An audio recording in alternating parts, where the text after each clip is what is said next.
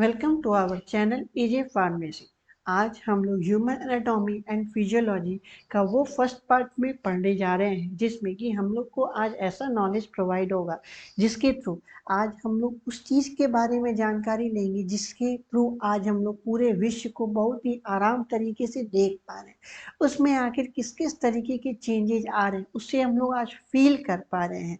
ना ही सिर्फ देख ही पा रहे हैं बल्कि उसे हम सुन के अपने आप में उसे महसूस भी कर पा रहे हैं।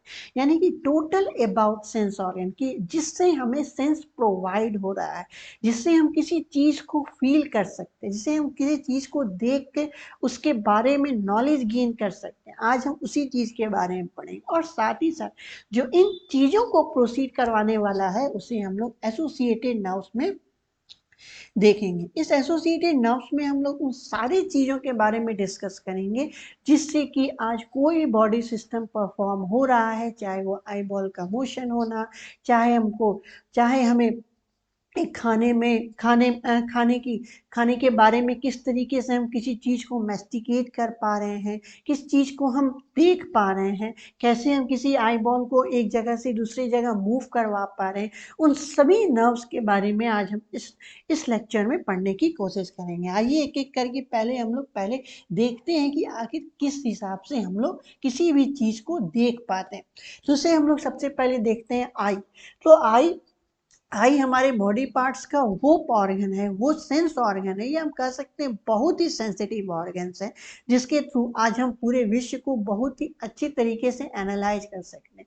और ये हमारा जो आई बॉल है वो ये हमारे ऑर्बिट में प्रेजेंट रहता है, ऑर्बिट में। और बेसिकली इसी आई स्कल के आई ऑर्बिट में ये आई ऑर्गन्स प्रेजेंट रहता है जो बहुत ही सेंसिटिव है।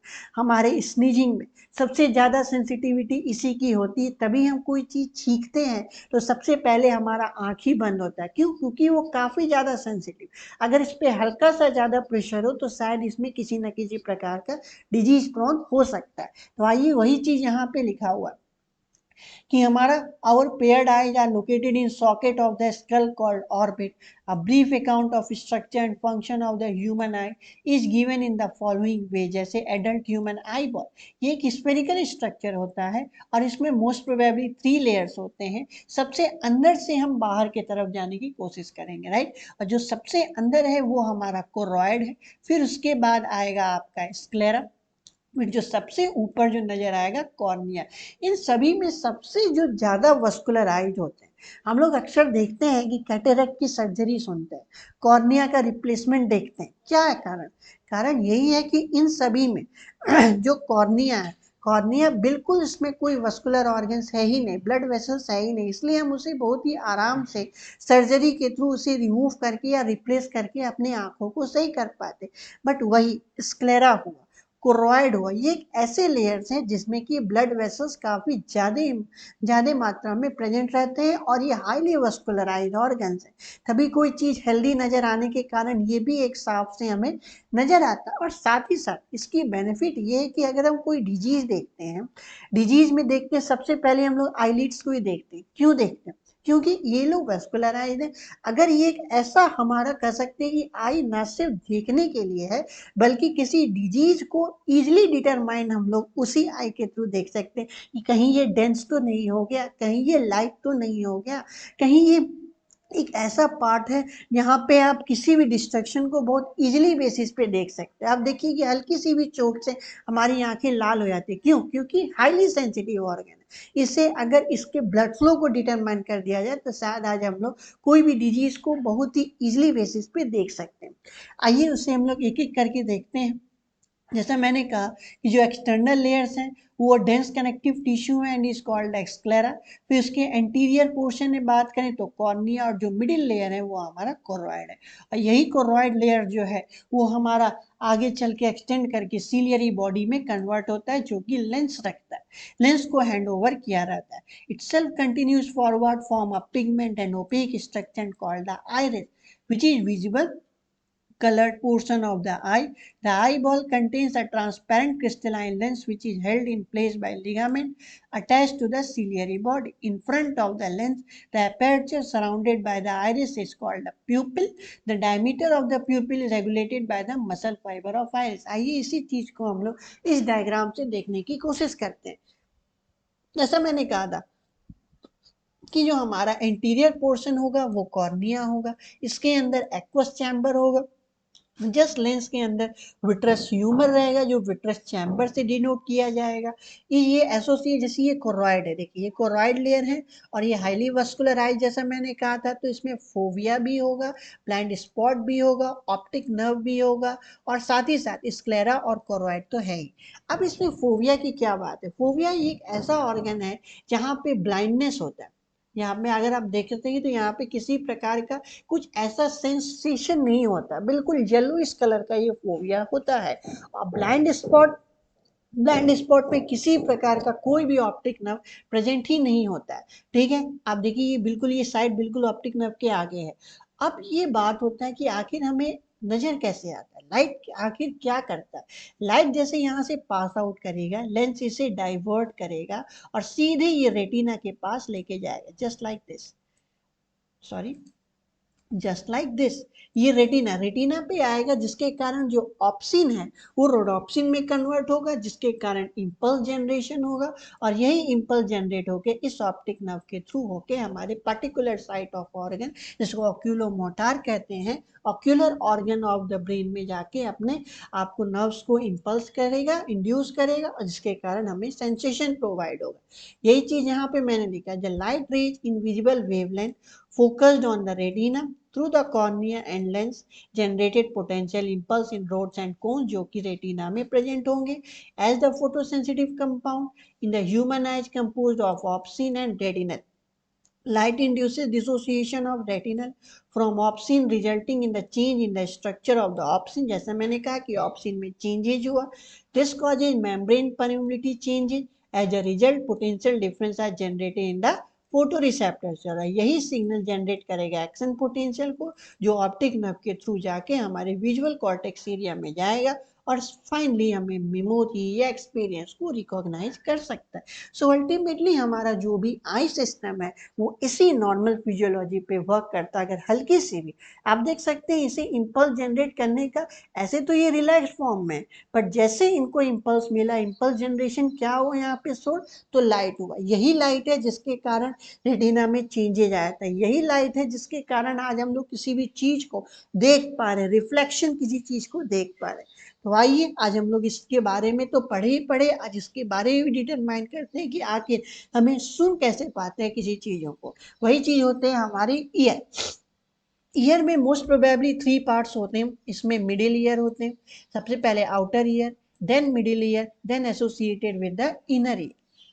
इसमें क्या होता है कि आपके जो ईयर सिस्टम है, ईयर सिस्टम ना सिर्फ हियरिंग के लिए रिस्पॉन्सिबल है बल्कि बॉडी बैलेंस को, किसी बॉडी के बैलेंस को भी मेंटेन किए रहते हैं और ये ऑलमोस्ट 3 टाइप्स में अपने आप को मैनेज करने की कोशिश करते हैं। पहले आउटर ईयर, फिर मिडिल ईयर, फिर inner ear.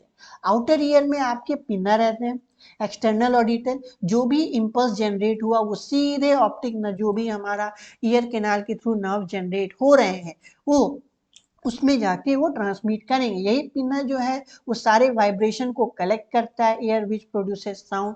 External auditory meatus leads to inward and extend up to the tympanic membrane. There are fine hairs, wax secreting glands in the skin of the pinna and the meatus. Tympanic membrane composed of connective tissue covered with skin outside. जो middle ear है वो आपके cycle, जो middle ear जो इन दोनों को connect करता है, Malus incus steps which are attached to one another in a chain-like fashion. The malleus is attached to the tympanic membrane and the steps is attached to the oval window. इसी चीज को हम लोग next slide में हम लोग को इसे डायग्रामेटिक रूप से देखेंगे और इसकी फिजियोलॉजी को समझेंगे, राइट। और यही चीज है यहाँ पे, the ear ossicles increase the efficiency of transmission of sound waves into the inner ear. Eustachian tube connect the middle ear cavity with the pharynx. और ये जो फेरिंक्स से कनेक्ट करने वाला यही अस्केटियन ट्यूब है। आइए इसे डायग्रामेटिकली देखते हैं। यही चीज यहाँ पे लिखा हुआ था कि जो हमारा ईयर है, पिन्ना है, पिन्ना में वाइब्रेशन क्रिएट हुआ, इस ये एक्सटर्नल कैनाल के थ्रू अंदर गया। टिम्पैनिक मेम्ब्रेन ही है जो इसे आउटर ईयर को हमारे मिडिल ईयर से जोड़ता है। अस्केटियन ट्यूब देख सकते हैं आप किस तरीके से लिंकेज क्रिएट कर रहा है। यहाँ पे कॉक्लियर नर्व है जो इसे जनरेट कर। तो अल्टीमेटली यहाँ पे क्या है, यहाँ पे सोर्स ही है आपका रिपल, यानी कि साउंड वेव। साउंड वेव ही है जो इसे इम्पल्स जनरेट कर रहा है, और सभी में अपने आप में स्ट्रक्चरल और उसके बिहेवियर में जो नॉर्मल बिहेवियर से काफी अलग है, वो चेंजेस देखने को आ रहे हैं, जिसके कारण आज हम लोग कोई भी चीजों को बहुत आराम से समझ पा रहे हैं। वही चीज है यहाँ पे, external ear receive sound wave and direct them to the ear drum. The eardrum vibrate in response to the sound wave, and these vibrations are transmitted to the ear-ocical malleus incus system to the oval window. The vibrations are passed through the oval window onto the fluid of the cochlea, where generate the waves limb. ये limb क्या करेगा, ripple induce करेगा in the basilar membrane, और इसी movement of basilar membrane के कारण hair cell blend होंगे, और बेंड होने के कारण न्यूरॉन जनरेट होगा, और यही न्यूरॉन्स आपका ट्रांसमिट करेगा आपके एफरेंट फाइबर से होते हुए ऑडिटरी नर्व्स में, ऑडिटरी कॉर्टेक्स स्पेशली, जहाँ पे साउंड को रिकॉग्नाइज और सेंस किया जाएगा। सो अल्टीमेटली क्या कारण हुआ, कारण ये क्या हुआ कि साउंड वेव आया, साउंड वेव के कारण ही हमारा जितने भी मेलस इनकस स्टेप्स का इन्वॉल्वमेंट हुआ और स्ट्रक्चरल चेंजेस हुआ, जैसे आप देख सकते हैं कि हेयर का बेंडिंग हुआ, जो सबसे बड़ा कारण हुआ हमारे इम्पल्स जनरेशन का। सो यही मैकेनिज्म है, यही एक कॉमन मैकेनिज्म है जो हर हियरिंग सिस्टम के लिए रेस्पॉन्सिबल होता है। सो अब क्या बात है कि ठीक है, जैसा मैंने कहा था कि राइट, मुझे सुनने में भी आया, मुझे देखने में भी आ गया, बट अब डिटरमाइन ये करना है कि आखिर कौन कौन से नर्व्स इनके साथ एसोसिएटेड है, जिसके कारण आज हम लोग इस सारे फिजियोलॉजी को बहुत इजीली काम कर सकते हैं। वो है हमारा सबसे पहले क्रेनियल नर्व। क्रेनियल नर्व में सबसे पहला आपका ऑल्फैक्टरी, जिसे सेंसरी, जो सिर्फ सेंसेशन के लिए है। फिर दूसरा नंबर ऑप्टिक है, जो सेंसरी के लिए ही है, जो विजन के लिए रिस्पॉन्सिबल है। Oculomotor, third motor and sensory, सब मसल्स ऑफ द आई। प्रोक्लियर, जो फोर्थ क्रेनियल नर्व्स है, मोटर एंड सेंसरी, सब जो सुपीरियर ओब्लिक आई मसल।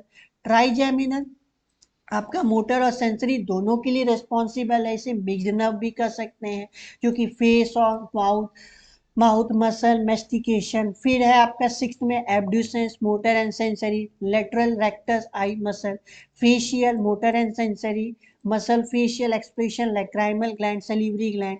वेस्टिबुलर, जो 8 नंबर की नर्व्स है, सेंसरी के लिए सिर्फ रेस्पॉन्सिबल है, और साथ ही साथ हमारे बॉडी बैलेंस को मेंटेन करती है, और सुनने के लिए भी रेस्पॉन्सिबल है। ग्लैसोफेरिंजियल, मोटर एंड सेंसरी, सब the pharynx, swallowing, tongue, salivary gland.